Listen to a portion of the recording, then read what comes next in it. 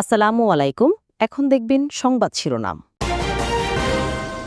সব জল্পনার অবসান ঘটিয়ে কাল দেশে ফিরছেন তারেক রহমান। প্রিয় নেতার প্রত্যাবর্তনকে নতুন অধ্যায়ের সূচনা হিসেবে দেখছেন বিএনপি নেতাকর্মীরা। সবকিছু ধ্বংস করে গণতন্ত্র হয় না, নির্বাচন ডায়ালগ অনুষ্ঠানে মির্জা ফখরুল। জুলাই সনদ বাস্তবায়নের অঙ্গীকার নেতাদের, আইন সমভাবে প্রয়োগের নির্দেশ সিইসির। দিল্লি কলকাতা বাংলাদেশ মিশনের সামনে কট্টর হিন্দুত্ববাদীদের বিক্ষোভ। ভারতীয় হাই কমিশনারকে ডেকে গভীর উদ্বেগ ঢাকার, ঘটনা তদন্তের আহ্বান। ভারত থেকে পেঁয়াজ এলেও কমছে না দাম, সিন্ডিকেটকে দুষছেন আমদানিকারকরা। বিনামূল্যের আইপি কয়েক হাত ঘুরে মিলছে ৩ থেকে ৪ লাখ। তুরস্কে বিমান দুর্ঘটনায় লিবিয়ার সেনাপ্রধান সহ ৫ জন নিহত। বৈদ্যুতিক ত্রুটির কারণে বিধ্বস্ত আকাশযানটি, দাবি কর্তৃপক্ষের। উড়িয়ে দেয়া হলো নাশকতার শঙ্কা। এতক্ষণ শুনছিলেন সংবাদ শিরোনাম, এখন দেখবেন বিস্তারিত। শেষ হচ্ছে অপেক্ষা। দেশে ফিরছেন বিএনপির ভারপ্রাপ্ত চেয়ারম্যান তারেক রহমান। নিজ জন্মভূমি মাটির কাছে, মায়ের কাছে এই ফেরা। ব্যক্তিগত পারিবারিক নিপীড়ন আর শোক পাশ কাটিয়ে তার এই দেশে ফেরাকে ঐতিহাসিক প্রত্যাবর্তনই বলছেন বিএনপি নেতাকর্মীরা। বলছেন দূর প্রবাসে থেকেও তরুণ মন আর উদ্যমকে সঙ্গী করে সংগঠিত করেছেন দলকে। এবার সামনে থেকে সামলাবেন সব। তারেক রহমান 2008 সালে যখন লন্ডনে উন্নত চিকিৎসার জন্য যান, তখন তিনি বিপর্যস্ত। রিমান্ডে, অকথ্য নির্যাতনে, শারীরিকভাবে ভীষণ অসুস্থ। দেশের মাটিতে মায়ের সঙ্গে শেষ দেখা সেই 2008-এর 11 সেপ্টেম্বর। বিশেষ কারাগার থেকে মুক্তি পেয়েই খালেদা জিয়া ছুটে যান বাংলাদেশ মেডিকেল বিশ্ববিদ্যালয়ে চিকিৎসাধীন ছেলে তারেককে দেখতে। তারেক রহমানের রাজনৈতিক জীবন অনেকটা নিজের বয়সের সমান। মাত্র 6 বছর বয়সে 1971-এর মুক্তিযুদ্ধ পরিবারের অন্যতম ঘটনা। জিয়াউর রহমান যখন রণাঙ্গনে ছোট ভাইকে নিয়ে মা খালেদা জিয়ার সঙ্গে কারাবন্দী হতে হয় তাকেও। পিতা জিয়াউর রহমান যখন রাষ্ট্রপতি, তখনও ঘরের কিশোর ছেলে তারেক। অনেক কাপড় চোপড় ছোট করে তোমাদের জন্য বানাতো দর্জি, এরকম কিছু মনে আছে তোমাদের? আমার এই শার্টটাই আব্বুর ছিল। ভারতের রাজধানী দিল্লি ও কলকাতায় বাংলাদেশ মিশনের সামনে দফায় দফায় বিক্ষোভ করেছে দেশটির বেশ কয়েকটি কট্টর হিন্দুত্ববাদী সংগঠন। মঙ্গলবার সকাল থেকে এইসব সংগঠনের কর্মসূচি ঘিরে চাপা উত্তেজনা দেখা দেয় রাজধানী দিল্লিতে। এই পরিস্থিতিতে শহর জুড়ে নিরাপত্তা জোরদারের পাশাপাশি বাংলাদেশ হাই কমিশনের সামনে পুলিশ ব্যারিকেড বসানো হয়। এক পর্যায়ে সেই ব্যারিকেড ভেঙে হাই কমিশনের দিকে এগোনোর চেষ্টা করে বিক্ষোভকারীরা। এ সময় তাদের ছত্রভঙ্গ করতে লাঠিচার্জ করে দিল্লি পুলিশ।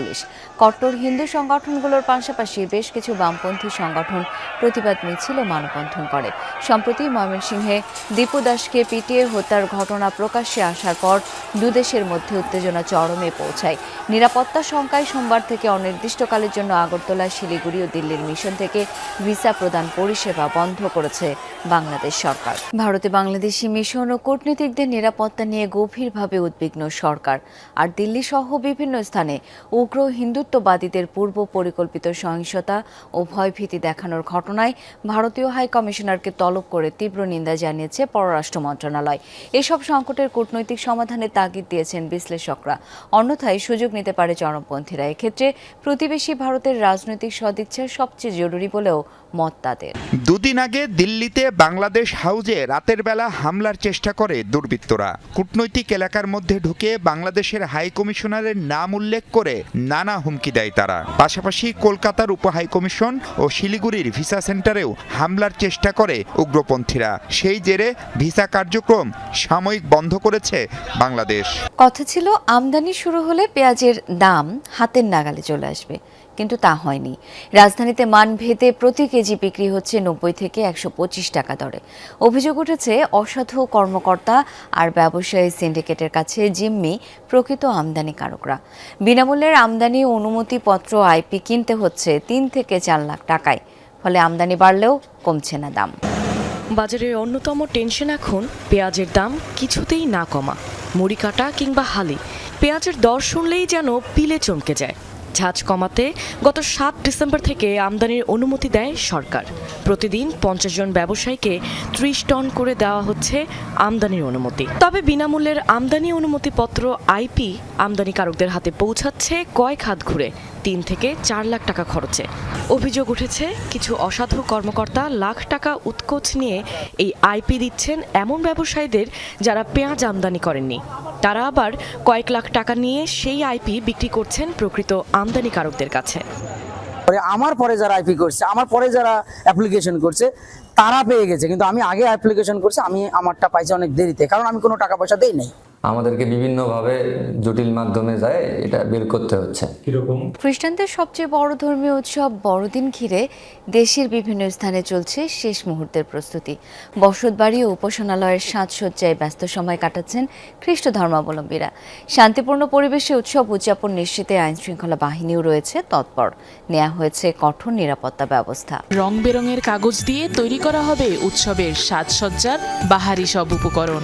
শৈল্পিক সৃজনশীলতায় যিশুর জন্মদিনের প্রস্তুতিতে মেতেছে খুদে কারিগররা। সারা বছর ধরে এক্সাইটেড থাকি, সারা বছর ধরে একটা প্ল্যান করে রাখি যে বড়দিনে এই কাজগুলো করব, চার্চ সাজাবো। কাগজ দিয়ে বিভিন্ন জিনিস বানাচ্ছি, সে বিভিন্ন জিনিস এক একজন এক এক রকম বানাচ্ছে, এরকম আমি তারা বানাচ্ছি, তারপরে আরও আছে যে ফুল বানাচ্ছে, তারপরে সেন্টা ক্লজ বানাচ্ছে। দরজায় করা নাড়ছে খ্রিস্টানদের ধর্মীয় উৎসব বড়দিন। সেই উপলক্ষে গোপালগঞ্জের খ্রিস্টান পল্লীতে উৎসবের আমেজ। জুলাই আগস্টের গণ অভ্যুত্থানের পর গত এক বছরে মালয়েশিয়া থেকে রেমিটেন্স প্রবাহ দ্বিগুণ বেড়েছে। বাংলাদেশের সবচেয়ে বেশি রেমিটেন্স প্রেরণকারী দেশের তালিকায় 7 থেকে 4 নম্বরে উঠেছে মালয়েশিয়া। রেমিটেন্সের এই ঊর্ধ্বমুখী প্রবণতা ধরে রাখতে সরকারকে নানা উদ্যোগ নেওয়ার আহ্বান প্রবাসীদের। দাবি প্রণোদনা বৃদ্ধি সহ নিশ্চিত করতে হবে অন্যান্য সুযোগ সুবিধাও। 2024 সালের জুলাই গণ অভ্যুত্থানে দেশের মানুষের পাশাপাশি বিশেষ ভূমিকা রাখে প্রবাসীরাও। রেমিটেন্স শাটডাউনের মতো গুরুত্বপূর্ণ পদক্ষেপ সরকার পতনে কাজ করে কফিনের পেরেকের মতো। বাংলাদেশের অর্থনৈতিক ক্রাইসিসের সময় প্রবাসীরা যেভাবে দেশাত্মবোধের পরিচয় দিয়ে তারা বৈধ পথে টাকা পাঠিয়ে বাংলাদেশের অর্থনীতিকে সচল রাখার জন্য যে গুরুত্বপূর্ণ ভূমিকাটা পালন করলো, তাদের যে সমস্যাগুলো এগুলো ধীরে ধীরে সমাধান করাটা আসলে রাষ্ট্রের একটা গুরুত্বপূর্ণ দায়িত্ব। তুরস্কে বিমান দুর্ঘটনায় প্রাণ হারিয়েছেন লিবিয়ার সেনাপ্রধান মোহাম্মদ আলী আহমেদ আল হাদ্দাদ। একই দুর্ঘটনায় দেশটির আরও 4 কর্মকর্তা নিহত হয়েছেন। মঙ্গলবার তুরস্ক থেকে ত্রিপোলি ফেরার পথে আঙ্কারার কাছে বিধ্বস্ত হয় তাদের বহনকারী ফ্যালকন 50 মডেলের প্রাইভেট জেটটি। বৈদ্যুতিক ত্রুটির কারণে দুর্ঘটনার আগ মুহূর্তে জরুরি অবতরণের অনুমতি চেয়েছিল আকাশযানটি। এর কিছুক্ষণ পরেই বিস্ফোরণে নিয়ন্ত্রণ হারিয়ে মাটিতে আছড়ে পড়ে বিমানটি। আঙ্কারায় হাইমানা নামক অঞ্চলে পাওয়া যায় ধ্বংসাবশেষ।